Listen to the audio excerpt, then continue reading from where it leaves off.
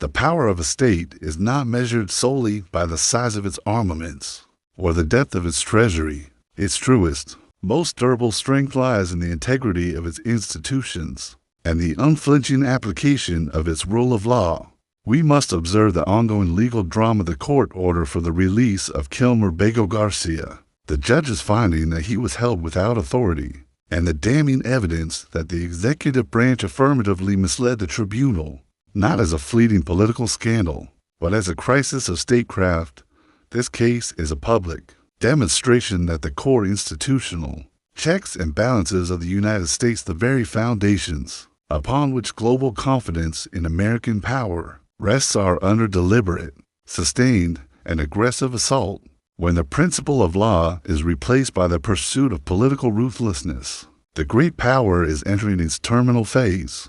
The concept of habeas corpus, the right to challenge unlawful detention, is not a mere legal nicety. It is the civilizational safeguard that separates a free state from an arbitrary one. The federal judge's ruling, which found a highly motivated executive branch holding an individual for months without authority, shatters the illusion of legal sovereignty. The government's action seeking a backhand escape route via immigration detention after the criminal court's ordered release reveal a calculated and systematic attempt to bypass the judiciary. This is not governance. It is a power grab. When the executive branch treats a judicial order as a mere inconvenience to be circumvented, it is demonstrating an autocratic instinct that fundamentally undermines the predictability of the American system. This unpredictability is a strategic liability that our rivals can calculate and exploit. The core accusation in this case is vindictive prosecution, the use of state power, not to enforce justice, but to achieve a specific political or personal outcome.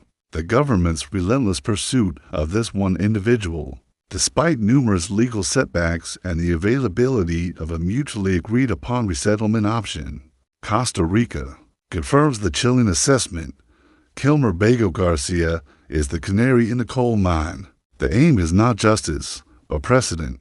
The administration seeks to establish the right to whisk away a person in the dead of night, in defiance of legal checks. This policy of vindictiveness is a signal to both the domestic population and the international community that the power of the state is no longer limited by the spirit of the law, but only by the temporary restraint of the courts. In the eyes of our rivals, this signals a domestic move toward autocratic drift, validating their narrative that Western democracy is inherently unstable and tyrannical. Perhaps the most catastrophic revelation is the judge's finding that the Department of Justice affirmatively misled the tribunal regarding the availability of Costa Rica for resettlement. In great power politics, candor and trust are the indispensable currencies of diplomacy. When the executive branch is willing to deploy outright lies, sworn declarations that are demonstrably false to deceive its own judicial branch, it destroys the foundation of institutional trust. If the American state cannot be truthful to its own federal judges, how can it be trusted by its allies to maintain security guarantees, uphold treaty obligations, or provide candid intelligence assessments? This public display of institutional deception is a massive gift to Beijing and Moscow, allowing them to argue to the world that America is no longer a reliable partner, but a system infected by systemic fraud.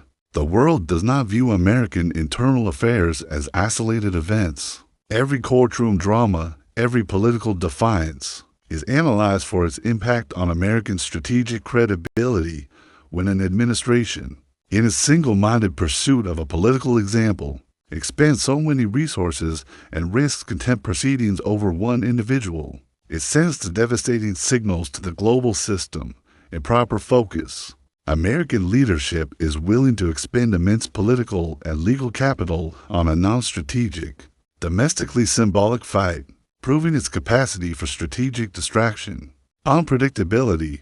The system has moved from the predictable application of law to the capricious will of the executive. Allies cannot build long-term defense plans with an unpredictable partner. Rivals see an opportunity to exploit this chaos and fear the price of this single-minded Vindictive pursuit is paid in the diminished confidence of every nation that relies on American stability and direct, measurable loss of geopolitical leverage. The case demonstrates the weaponization of the justice system, the transformation of legal and immigration agencies DHS from neutral administrators of the law into political instruments.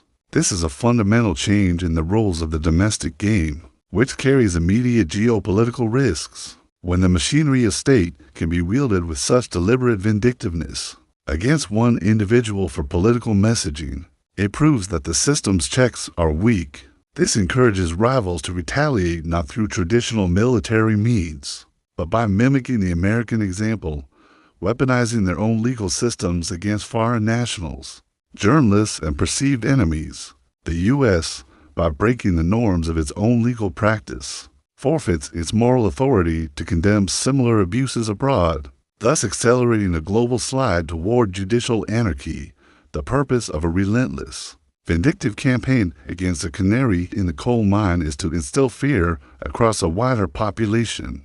The individual suffering is meant to be an object lesson. When the state uses fear as a tool of governance, when it demonstrates that, even after winning a court case, one is still vulnerable to endless, relentless persecution, the basic social contract of protection is nullified.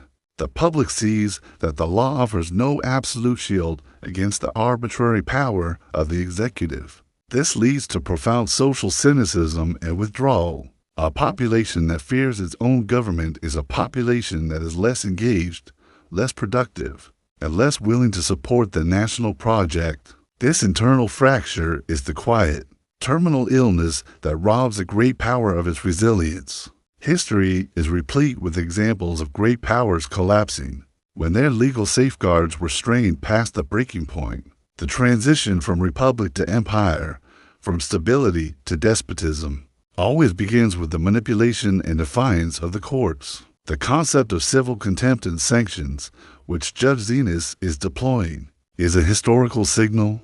Civil sanctions against an executive agent's penalties that go beyond the pardon power are the final, desperate mechanisms by which the judiciary attempts to enforce its authority against a lawless executive. When these mechanisms are deployed, it confirms that the systemic pressures have reached an unsustainable level. It means the institutions are actively at war with each other, a condition that no great power can sustain, while simultaneously managing the complexities of the global arena. The relentless pursuit of this political agenda also carries a professional cost, as evident in the discussion of personal liability for attorneys who affirmatively misled the tribunal.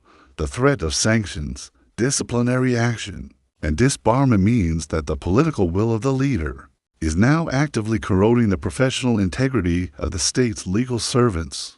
This creates a vacuum of talent and competence. Competent, ethical legal professionals will hesitate to serve an administration that demands they risk their own licenses and livelihoods to advance a vindictive, extra-legal agenda. The result is the elevation of lackeys over competent professionals, leading to a corresponding decline in the quality of legal and strategic decision-making across the entire government apparatus. Incompetence, enforced by fear, is a guaranteed path to strategic failure. The ultimate strategic cost of this domestic saga is the clarity it offers to our primary rivals.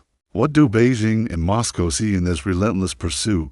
They see a fragile system, a democracy that can be paralyzed and made to waste immense energy on a single, symbolic act of cruelty, a lack of discipline. The rule of law, which is the envy of autocratic states, is abandoned for the sake of one man's political message, a confirmation of narrative. The rival narrative that the U.S. system is hypocritical, chaotic, and self-serving is confirmed by the U.S. government's own actions in court. This failure to govern oneself with legal discipline is a massive, gratuitous transfer of strategic advantage to the counter-hegemonic bloc. It tells the world that America's internal chaos is its greatest weakness, ready to be exploited. The case of Kilmar Bego Garcia is a microcosm of the terminal threat facing the American system. The strength of the United States was never the strength of a single personality. It was the necessity of institution, the framework of predictable, impartial law that allowed liberty and commerce to flourish. When the political system prioritizes the tyranny of personality over the sovereignty of the law, it abandons the unique characteristic that made it a global leader. The administration is willing to risk a constitutional crisis, contempt charges, and the permanent erosion of the judiciary's trust, all to make one politically symbolic example. This decision is not merely immoral, it is strategic suicide. History shows that nations that abandon the rule of law in favor of short-term, arbitrary power rarely, if ever, recover their former stature. The world is watching this legal spectacle, and the verdict on America's reliability is being written now.